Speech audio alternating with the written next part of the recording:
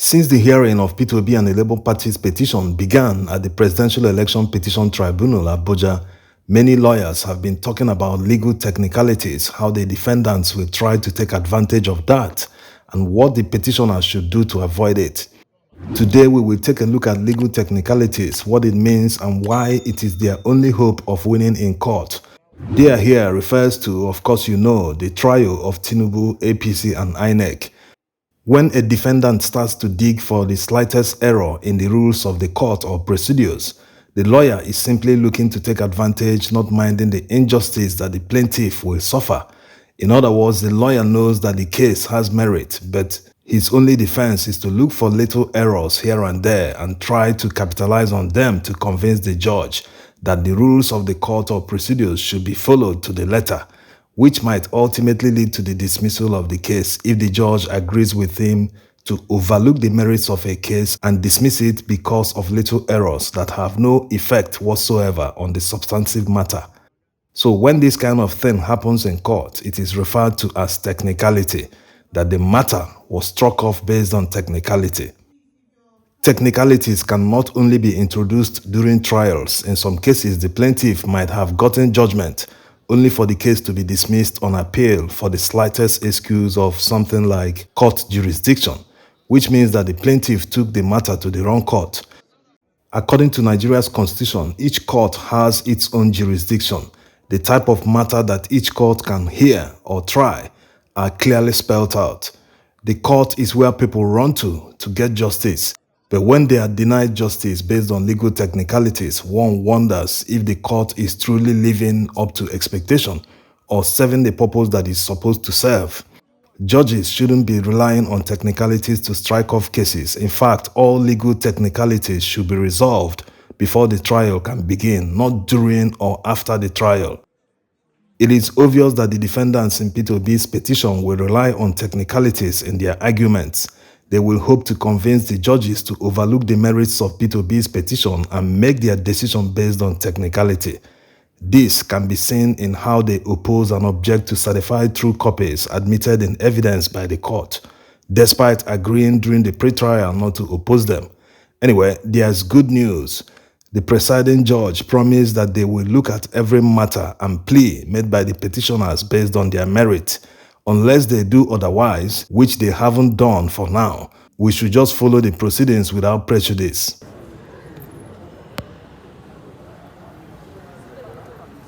Now, let's look at another question that many people are asking. We see this question pop up many times in the comment section. People are asking about the 25%. Why haven't the court heard it, and what's their decision on the 25% requirement in the FCT? If you've been following the trial, you will see that the court is trying to take it one after the other.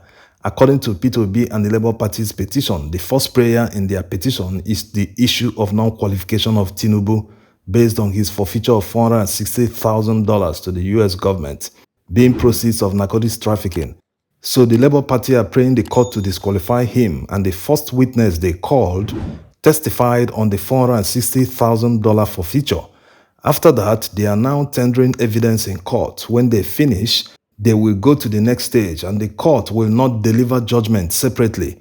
After the trial ends, they will deliver judgment the same time on all the prayers sought by the petitioners.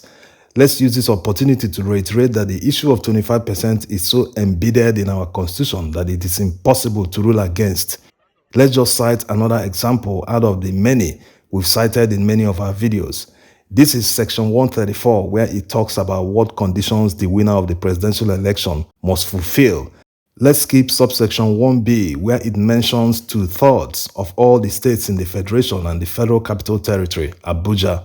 Remember but that's not our concern today. Let's go to subsection 3, where it talks about the candidates that will participate in a runoff election. In B, it says, one among the remaining candidates who has a majority of votes in the highest number of states. States here is our concern. We did this section in the other video where we talked about the candidates that will participate in a runoff election. For those who always argue that Abuja should be taken as a state in election matters, if the constitution considers Abuja as a state, the framers would have included Abuja here. But notice how it says majority of votes in the highest number of states alone. It didn't include Abuja here. And let's not forget that after a runoff election, if there is still no clear winner, they will determine the winner in another election based on the highest number of votes alone. The 25% rule in two-thirds of the states and Abuja will no longer apply. This is covered in subsection 5, as you can see.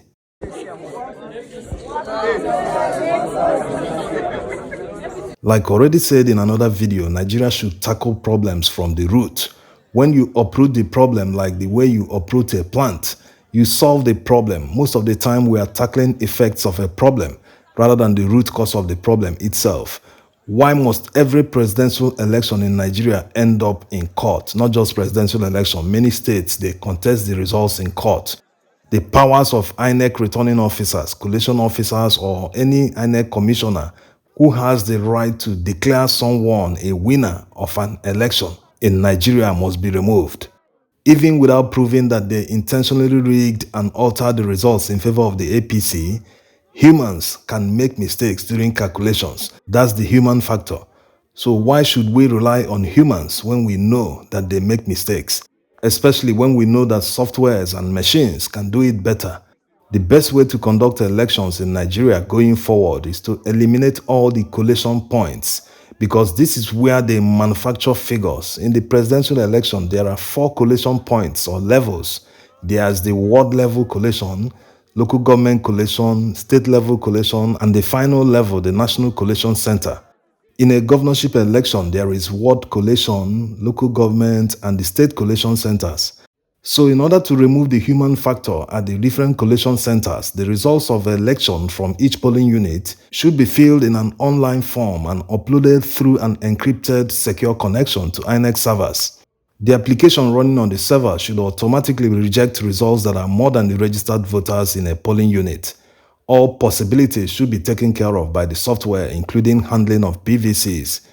There's no reason whatsoever to deny a qualified citizen his right to vote in an election, simply because of INEC's incompetence. If you walk into a bank and open an account, you will walk out minutes later with your debit card. Some banks even have ATMs that dispense debit cards. So why should we rely on unnecessary bureaucracy when it can be done more efficiently? There's no reason a citizen can't get his voter's card 24 hours before the election. People turn 18 every hour, so why should their country disenfranchise them? Ever wonder why local TV channels show the results of elections in real time in Western countries and some African countries, but in Nigeria they don't do that? It's not supposed to be. Local TV stations should have a connection to INEC servers with their own software so as to display the results in real time. This will seriously improve transparency in the electoral process. And since the software will be responsible for collation of the results, the winners will be known a few hours after voting ended. Of course, a judge will need to affirm the results. If it is a presidential election, one judge will affirm the results, another one for a state, National Assembly, and others. This is the only way to eliminate blatant rigging and stealing of votes. In polling units where elections didn't hold or marred by violence, elections must be repeated there, so as not to disenfranchise citizens and give some undue advantages to some candidates. Imagine the huge amount of money that will be saved from just moving of results from one point to another to collect the results.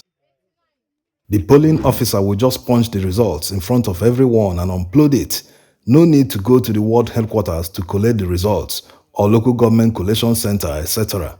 No need for the state returning officer to board a flight to Abuja with other people just to go and read out the figures on national television. What a waste. This structure of waste needs to be dismantled, and the only person that can do it is someone this structure was used to steal his votes. The people that benefit from this kind of structure will never change it and make it efficient, because if they do, they can never ever win election in Nigeria again. Buhari claimed in the past that he was a victim of election malpractice and rigging. Look at the election that Buhari conducted. Someone who should know better from experience. If we continue doing something the same way, we keep failing. The only way out is to change the way we do it. We don't need to reinvent the wheel. Other countries do it better than us, so we just need to emulate them. It's excusable that someone can't do something because he lacks the know-how, but it's inexcusable that someone can't emulate something that others have done.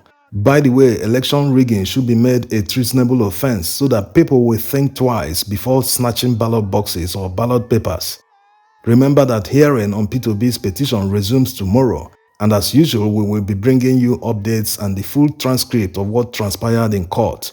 Thanks for watching.